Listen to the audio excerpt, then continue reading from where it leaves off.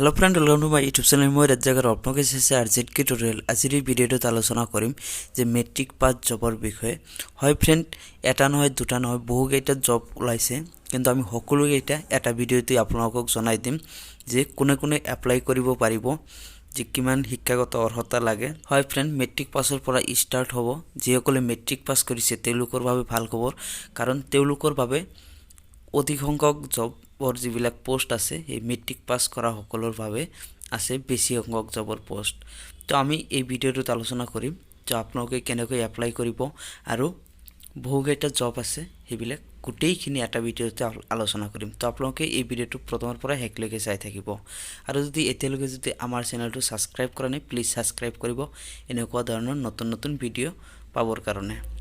তো ফ্ৰেন্ড, ইয়াত চাওক কি কৈছে যে প্ৰথমতে আছে যে চাকৰি প্ৰাৰ্থীৰ বাবে সুখবৰ। কেন্দ্ৰীয় আৰু ৰাজ্য চৰকাৰৰ বহু বিভাগত খালী হৈছে পদ, অতি শীঘ্ৰে আবেদন কৰক। যে অসম আৰক্ষীত চাকৰি, তাত আছে কনষ্টেবল, আৰ্মড আৰু আনআৰ্মড ব্ৰাঞ্চ। মুঠ খালী পদ আছে ৬,৬৬২টা। সেইটোৰ আবেদনৰ অন্তিম তাৰিখ হৈছে ৬ জানুৱাৰী ২০২০। আৰু শিক্ষাগত অৰ্হতা উচ্চ মাধ্যমিক আৰু উচ্চতৰ মাধ্যমিক। আবেদনৰ বাবে প্ৰাৰ্থীৰ বয়স ১৮ৰ পৰা ২৫ বছৰৰ ভিতৰত হ'ব লাগিব। যিসকলে মেট্ৰিক পাছ কৰিছে আৰু হায়াৰ ছেকেণ্ডেৰী পাছ কৰিছে তেওঁলোকে সকলোৱে এইটোত এপ্লাই কৰিব পাৰিব। আৰু ইয়াত পোষ্টৰ সংখ্যা আছে ৬,৬৬২টা পদৰ সংখ্যা আছে, আৰু এইটো অনলাইন জৰিয়তে কৰিব লাগিব আবেদন। তাৰপিছত আপোনাৰ আছে অসম চৰকাৰৰ জলসিঞ্চন বিভাগত পদ খালী আছে, যে আপোনাৰ ৬৪৩টা পদ খালী হৈ আছে। তাৰপিছত আপোনাৰ আছে সাব অৰ্ডিনেট ইঞ্জিনিয়াৰ চিভিল, সেইটোত আছে ২১টা পদ। শিক্ষাগত অৰ্হতা আছে, আৰু সেইটোত লাগিব ন্যূনতম চিভিল ইঞ্জিনিয়াৰিঙত ৩ বছৰীয়া ডিপ্ল'মা।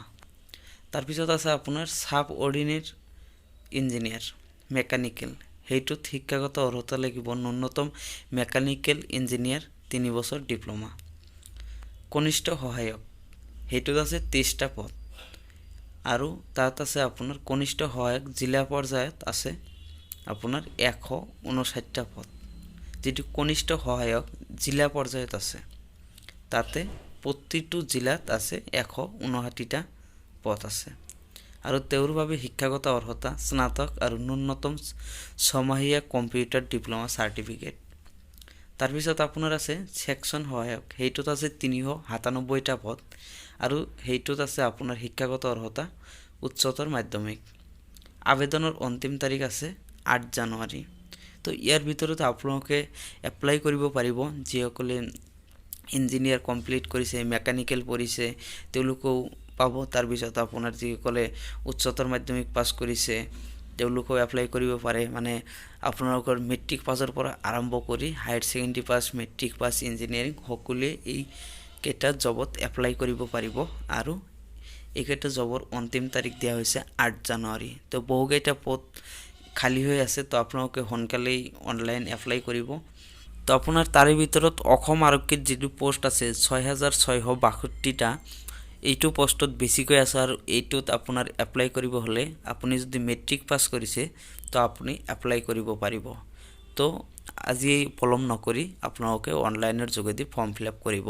আৰু যদি আপোনালোকৰ যদি অনলাইন কেনেকৈ ফৰ্ম ফিল আপ কৰে তেতিয়া যদি সেই ভিডিঅ'টো যদি লাগে নিশ্চয় আমাৰ কমেণ্ট বক্সত জনাব। আমি নেক্সট ভিডিঅ'টোত কেনেকৈ আপোনালোকে অনলাইনৰ ফৰ্ম ফিল আপ কৰিব সকলোখিনি ডিটেইলছ A to Z দেখুৱাই দিম।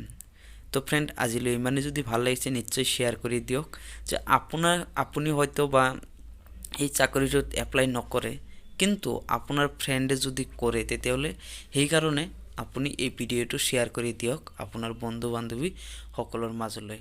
তো ফ্ৰেণ্ড, আজিলৈ ইমানেই।